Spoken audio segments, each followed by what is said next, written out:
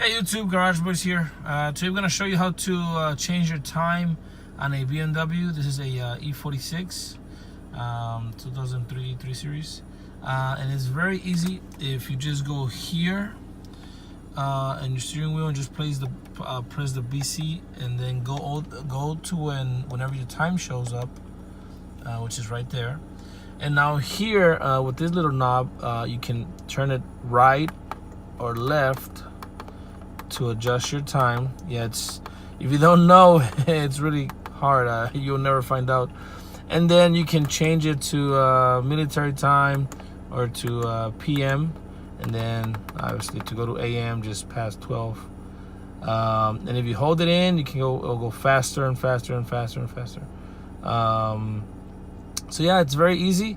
And as soon as you do this, it's gonna automatically change your the time on your stereo. So there you go, guys. Hope this video helped you guys. Please subscribe and give us a like.